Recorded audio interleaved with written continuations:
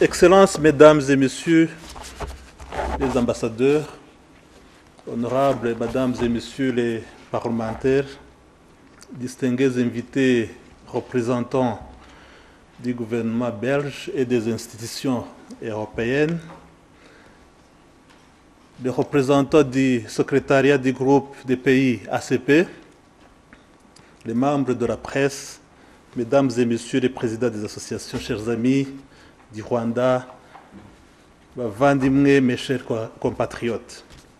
Je suis très content de prendre la parole.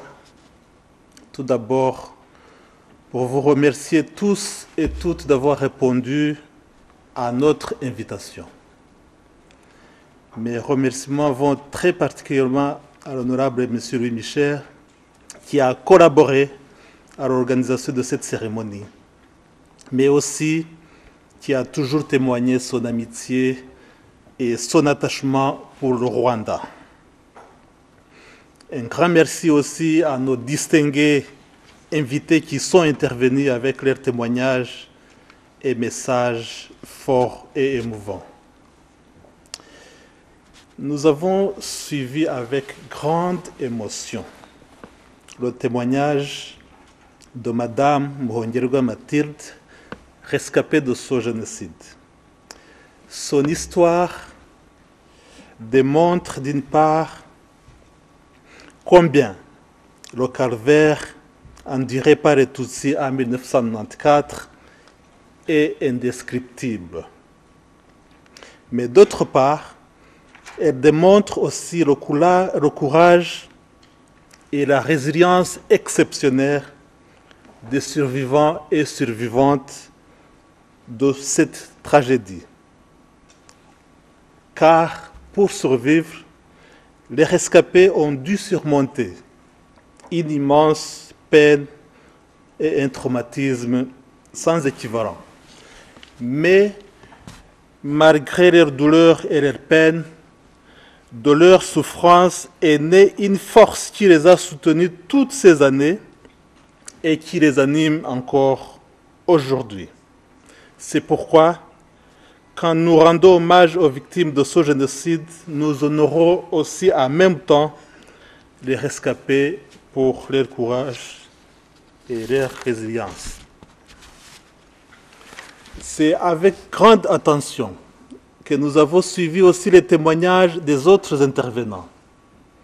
Ils ont confirmé ce que nous savions déjà, que le génocide des Tutsis est un projet de destruction qui avait été soigneusement préparé et minutieusement mis en œuvre et que la communauté internationale a vraiment laissé faire.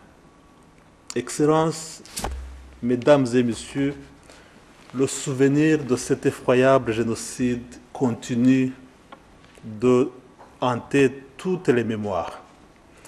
20 ans viennent de passer, mais ce temps n'a pas effacé ce qui s'est passé. L'année de 2014 sera particulière. Nous commémorons pour la 20e fois ce génocide des Tutsis dans lequel plus d'un million d'hommes, femmes et enfants ont été tués. Cette période de la commémoration a été appelée Kwibuka 20. Dans notre langue kinyarwanda, Kwibuka est un mot qui signifie se souvenir. Aujourd'hui, notre cérémonie est le lancement des activités préliminaires, mais les commémorations effectives vont s'étaler jusqu'en juillet 2014. Le 7 avril 2014 sera la date officielle de la commémoration solennelle. Un site web dédié à la commémoration, le www.kwibuka.rw a été lancé comme plateforme conçue pour informer quiconque, où qu'il soit dans le monde, et pour lui permettre de s'engager dans les activités liées à la commémoration ou l'encourager à organiser ses propres événements. Toutes les ambassades rwandaises à travers le monde sont engagées dans des activités similaires à celle-ci. des activités telles que des conférences publiques, des expositions, des projections de films, des débats et des ateliers serviront à cette commémoration. Au Rwanda, c'est la même chose. Une cérémonie comme celle-ci a eu lieu le 7 janvier 2014. À ce moment même, une flamme du souvenir est en train de parcourir les 30 districts du Rwanda, transportée par les jeunes de 20 ans. Cette flamme symbolise le souvenir ainsi que la résilience et le courage dont le peuple rwandais a fait preuve au cours de ces 20 dernières années. Excellences, Mesdames et Messieurs, le thème retenu pour cette période de Kwibuka 20 est Remember, Unite, Renew. Je crois en français c'est se souvenir, unir et renouveau. Le choix de ce thème s'explique de la façon suivante. D'abord, Remember. Nous avons choisi ce thème parce que Kwibuka est avant tout un moment de recueillement, mais aussi de partage. Un temps que nous prenons pour honorer la mémoire des victimes, mais aussi et surtout pour réconforter les survivants et leurs familles. Les 100 jours au Rwanda, personne ne les a oubliés. Le génocide des Tutsis a fait plus d'1 million de victimes. Aucune région du Rwanda n'a été épargnée. Aucune famille n'en est sortie indemne. Chaque Rwandais a perdu quelqu'un, parfois sa famille entière. 20 ans après, le traumatisme a été surmonté, mais rien ne l'efface. Le souvenir des disparus nous accompagne au quotidien. Cette période de commémoration est symbolique. C'est chaque jour que nous honorons la mémoire de ceux qui nous ont été si cruellement arrachés. C'est pourquoi cette mémoire du génocide est précieuse et elle est commune. Nous devons la préserver, l'entretenir, la partager et la transmettre.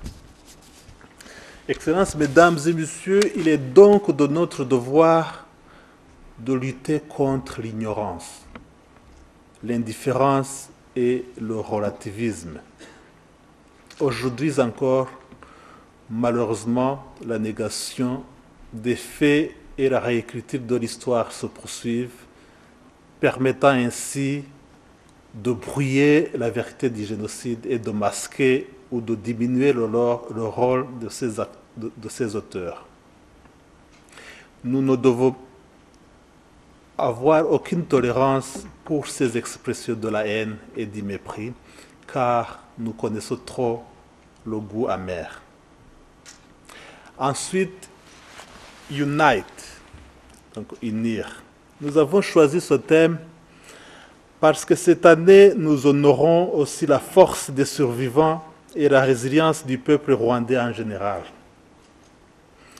C'est cette force, conjuguée à la contribution des dirigeants et de la société civile, qui a permis la restauration de la nation rwandaise, apportant ainsi la paix, la sécurité et de nombreuses opportunités socio-économiques à tous les citoyens rwandais. Au lendemain du génocide, ravagé par des dommages équivalents à 5 années de guerre, le Rwanda aurait pu disparaître. Annihilé par la souffrance ou accablé par la honte, les Rwandais avaient perdu tout espoir.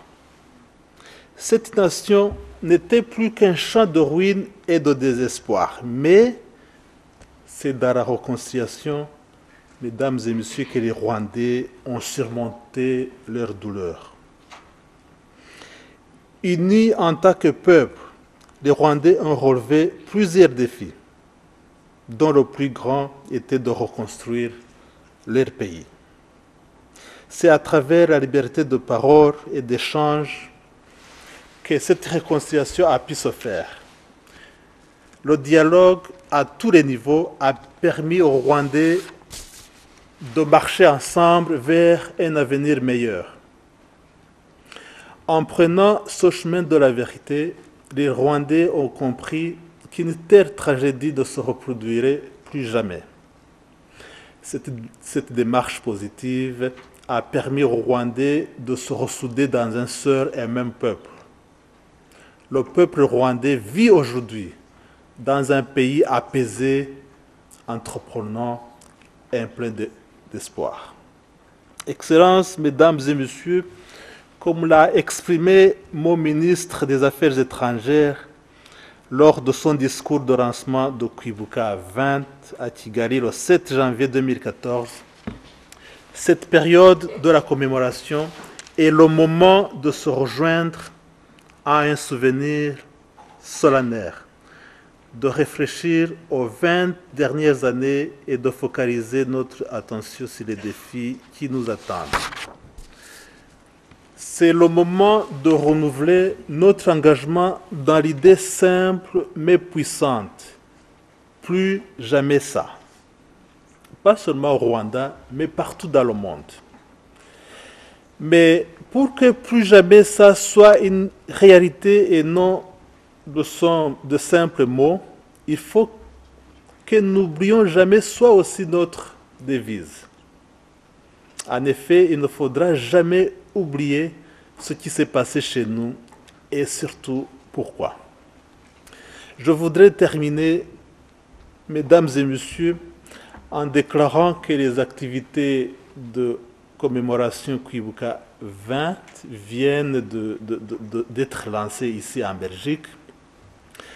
Nous comptons beaucoup sur votre participation dans différents événements qui vont s'en suivre ici et là en Belgique.